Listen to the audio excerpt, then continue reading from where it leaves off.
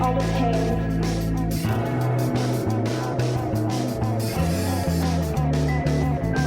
All the blood, all the pain.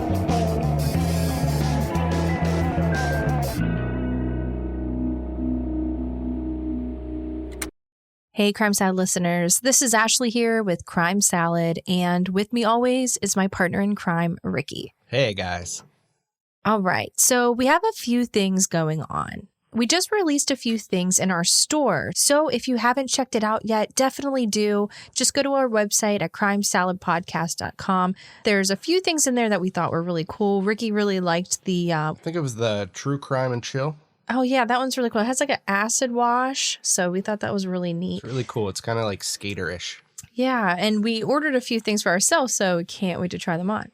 We're also jumping back into Patreon. So, it's kind of something we took a break with a little bit, but, we want to get back into it and start doing shout outs. We kind of, took all the tiers down to just $2. So you can currently only give $1 or $3, but $3 gives you like the back catalog, some of our early episodes, stuff when we were kind of just starting. So they're pretty interesting. Like Diane Downs is our very first case, the voice in our intro. So you can check that out there for $3.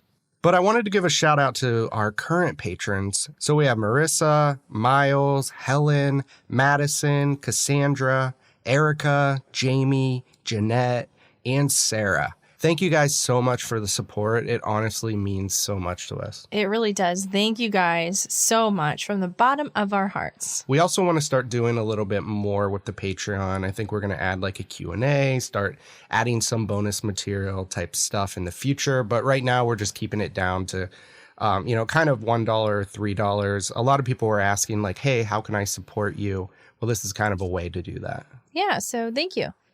All right, so let's jump into this week's case. When police responded to a domestic dispute call in Louisville in 2009, they had no idea that they were about to learn about a murder that happened 6 months earlier. A murder of a man they didn't even know was missing. According to coworkers and friends, Jeffrey Mundt was a hardworking, friendly, and all-around normal guy living in Louisville. Joey Banis was a convicted felon, addicted to meth, who owned a club downtown. When the two met online in 2009, their relationship was surprising to many. But no one could have anticipated that it would have ended in the murder of another man. As their trial unfolded, the story has become a he said case that perhaps resulted in a guilty man getting away with murder. Born in the early 1970s, Jeffrey Mundt went to Atherton High School in Louisville, Kentucky, where he was an athlete and well-liked, and he swam for the Lakeside Swim Club. After graduating from high school, he moved to Bloomington, Indiana to get his bachelor's degree from Indiana University in 1991. After 4 years there, he moved up to Evanston, near Chicago, to get his master's at Northwestern University. After finishing that up, he stayed to work on a major IT project for his alma mater to modernize their financial record system. After 3 years as an employee with the university, he eventually became their director of finance. But eventually, Jeff wanted to go back to his hometown of Louisville, and in May of 2009, he left his job at Northwestern for a new career in the University of Louisville's IT department. His coworkers all enjoyed working with him, noting that he was always friendly and was a serious hard worker. Jeff's hard work in IT had earned him quite the paycheck, and he purchased an 8,000 square foot historical house in Old Louisville, originally built in 1897. Although it's just creepy enough to be living in an old house built over 100 years ago. Now, this house had a dark history. In the late 1920s, it was the former home of a doctor who would experiment on his patients who were suffering from cancer and tuberculosis. And there was another time in history where a tenant beat his landlord to death. Jeff's time in this home would be no less dark. Jeffrey Mundt didn't live alone in his 8-bedroom, 7-bathroom, and 5-living-room home. And although he was from Louisville, he hadn't lived there for quite some time. So he turned to the internet to meet friends and date, and it was through an online site that he met Joseph Banis. Joey was the same age as Jeff, also born in 1972, but his upbringing in life was far from different. Joey had a meth addiction, which had led him to being incarcerated on drug possession charges years earlier. After getting out of jail in 2009, he opened his own dance club in downtown Louisville. Joey and Jeff began a relationship after meeting online, and Joey quickly moved into Jeff's old Louisville home. The relationship was tumultuous, as they often fought, did drugs together, and partied. Joey and Jeff met online in the fall of 2009. Joey also met another man online, a man who owned his own hair salon named James Carroll. Only a few months after Joey moved in with Jeff was when the murder happened.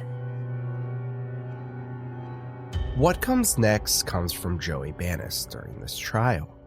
But Jeff Mundt's trial told a slightly different story, as each man tried to pin the crime on their former lover. But what we do know is that a man named Jamie Carroll ended up dead, and Joey and Jeff know what happened. According to Joey, in December of 2009, he had met James Carroll online. James, or Jamie, was a hairdresser in Lexington.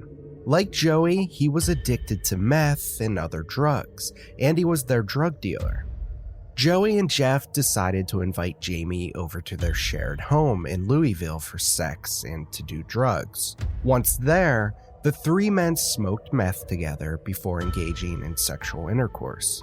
This is where the stories differ. Each man says that the other became jealous and then became violent. According to Jeff, Joey Banis picked up a knife and stabbed Jamie in the throat. When this didn't kill him, he got a gun and shot him dead. Joey then allegedly pointed the gun at Jeff and threatened to kill him too, if Jeff didn't help clean up and hide Jamie's body. According to Joey, the opposite occurred. It was Jeff who was jealous, Jeff who murdered Jamie, and Jeff made the threats. Their stories lined up here. Together, Joey and Jeff wrapped Jamie's body in old sheets and dragged him down into the basement. Because the home was old, it had a rarely used wine cellar below ground. They began digging here, but realized that digging through the floor would be more difficult than they anticipated. So they went to a nearby hardware store and picked up more appropriate tools to dig through the hard clay. They grabbed a pick and shovel. They came back home to get back to work on digging a big enough hole to hide Jamie, but realized that in taking so long, his body had began to stiffen as rigor mortis set in. They removed anything of value from Jamie's body, cleaned off any potential prints, and removed his clothes. Then, they took a large sledgehammer and used it to beat his body into smaller, malleable parts. They tied his destroyed body up with twine and forced it into a 50-gallon plastic container. They covered Jamie Carroll's dead body up with lime to help it decompose faster and lessen the smell that would inevitably come. They taped on the lid, covered it with a sealing foam, and heaved the container into a 6-foot deep hole that they had just dug in the wine cellar. They covered the hole back up with dirt, and that was it. James Carroll was never reported missing. No one was looking for him. James's family said that they often went many months without talking to him, so having not heard from him for a while wasn't a reason to be worried. And as a meth dealer and addict, their relationship had been strained through the years of arrests and struggles.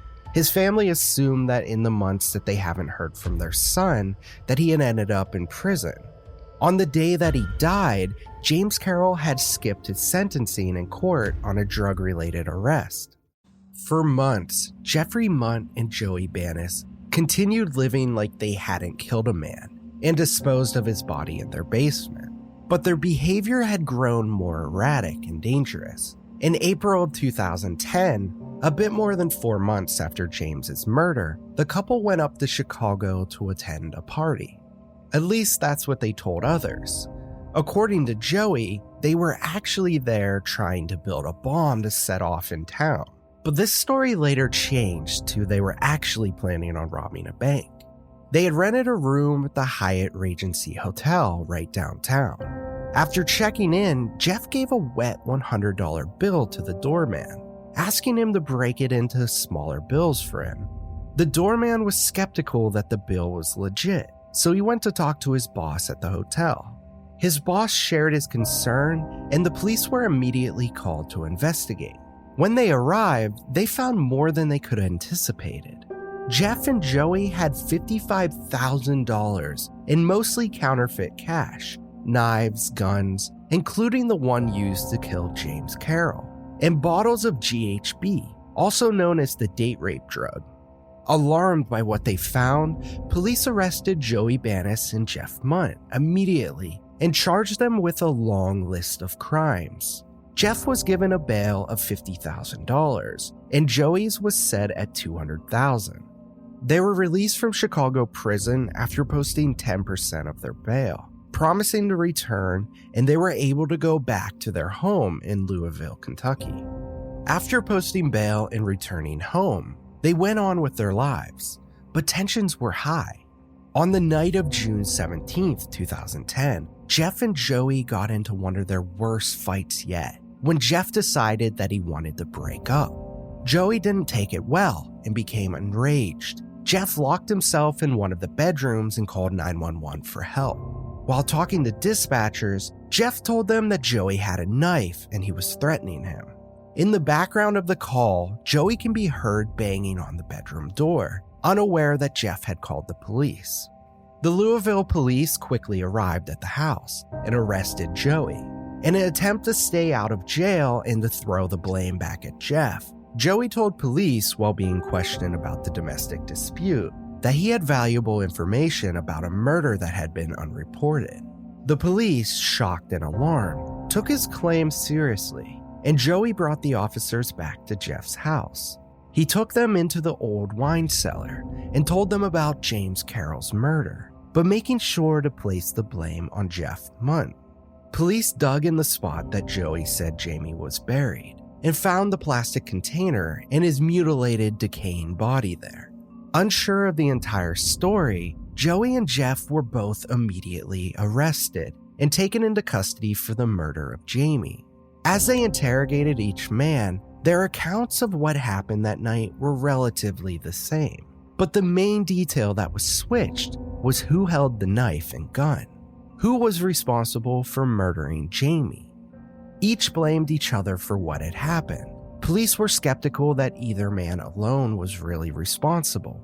They theorized that Joey and Jeff conspired together to kill Jamie, knowing that he would have drugs and money on him.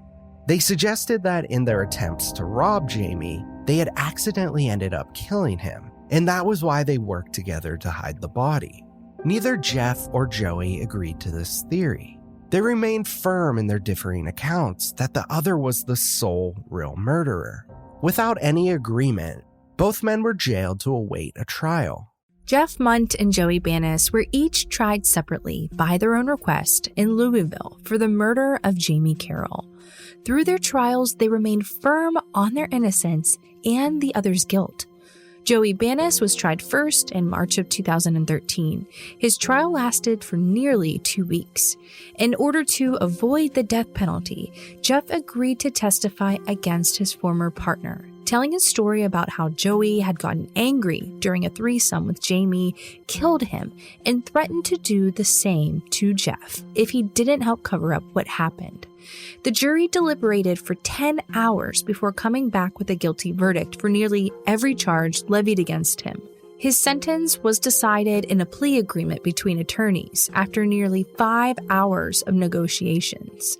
Joseph Banis was sentenced to life in prison with the possibility of parole after 20 years. Joey had been given the same options as Jeff: testify against his ex-partner and be exempt from the death penalty. It was because of this deal that Joey wasn't given the death penalty, which the prosecution expressed interest in pursuing after his guilty verdict. In Jeff's trial, Joey remained firm that it was Jeff who killed James Carroll. His testimony took nearly 10 minutes, and he maintained that despite his sentencing. He was an innocent man. For 10 days, Jeff Mundt's trial went on, and like Joey's, it took nearly 8 hours for the jury to deliberate. Jeff's lawyer had made the case that Jeff was a regular, stand-up guy until he met Joey Banis online in 2009. His lawyer suggested that it was Joey who had led and convinced Jeff to get involved in any of the crimes he was accused of. During the trial, Jeff's lawyer said that he had been a law-abiding, very successful person. He was well-educated, he had a successful career, he was well-liked, and never had any run-ins with the police. After meeting Joey Banis, according to Jeff's lawyer, Jeff was led into a darker world. And after only knowing him for 9 weeks, there was a body in his basement. Jeff's lawyer told jurors that Jeff was targeted by Joey Banis and that Joey was a dangerous psychopath. Jeff, according to his defense, was a victim in an abusive relationship, threatened into keeping silent. Jeff's lawyer also accused the prosecutors of being homophobic and that their choice to show a sex tape privately recorded between Jeff and Joey was to shock jurors and to play into their prejudices. The prosecution defended their choice, saying that their goal was to determine that Jeff had a consensual relationship with Joey. The prosecution suggested that Jeff wasn't living in constant fear, like Jeff's lawyer implied, but that he had willingly gone along with sex, drug use, and other crimes with Joey Banis, continuing months after Jamie Carroll was murdered. By the end of Jeff's trial, the jurors found that he was not guilty of murdering James Carroll, but he wasn't entirely innocent. They convicted him of 2 lesser charges of criminal facilitation, of robbery, and tampering with physical evidence. The jury recommended 8 years in prison for the lesser crimes, but because he had already spent time in prison waiting for his trial, over 3 years, Jeffrey Mundt was given immediate parole and was released. Though Jeffrey Mundt was cleared of murdering charges, he still faces trial for possession of counterfeit money from his arrest with Joey in Chicago. While Jeff walks free, Joey Banis remains in prison for James Carroll's murder. To this day, he remains firm that he is innocent. He has attempted to appeal his verdict, saying that he only accepted it because he was forced into it. As a result of undue influence and prosecutorial misconduct, essentially, his appeals claim that Jeff was not required to be truthful in his testimony, and that he was coerced into agreeing to the plea deal. According to his appeal, Joey claims that the prosecutors conspired with his lawyer and Jeff Mundt in order to get Jeff a better deal and for Joey to take the blame for what happened. Joey believes that investigators had decided that he was guilty of the murder and worked towards making any evidence fit that, while ignoring the role that Jeff played in what happened. Joey claims that even the prosecutors thought that Jeff was lying in his testimony, but didn't care. Joey Banis's appeal was denied. Though both trials are over, prosecutors aren't entirely sure justice was served. Ryan Conroy, the assistant prosecutor, had said that Jeff was living this secret life, this life where he was doing drugs, and he was counterfeiting money, and he was participating in the killing of another individual. As sick as it sounds, I think he was thrilled and loved every minute of that crazy ride. Another assistant county attorney said that both of them, Mundt and Banis, were the 2 most diabolical, intelligent individuals I have ever met. Jeff Mundt did not return to his old Louisville home after his trial. His home was sold to new owners in December of 2011. Over half the house was gutted and remodeled in order to remove any trace of the horrible things that occurred there over the years. Joey Banis, now 46 years old, remains in prison at the Kentucky Department of Corrections. His earliest possible release date is June of 2030. To combat loneliness, he signed up for write-a-prisoner correspondence and maintains that he is incarcerated for a crime that he did not commit. His case is still under appeal, but there is no word on if it will be successful. Despite the jury's decision, we have to wonder if Jeffrey Mundt successfully got away with murder like Joey Banis claims. Were the police right in thinking that Joey and Jeff worked together to kill James Carroll? Was it Joey, high on methamphetamines and incredibly angry, who stabbed and shot Jamie? Or was it all Jeff Mundt, a manipulative killer who put on the facade of a nice guy and got away with murder? Comment and let us know what you guys think. Thank you all so much for listening. We'll see you next week. Crime Salad is a Weird Salad production. Are you kidding me? That was perfect.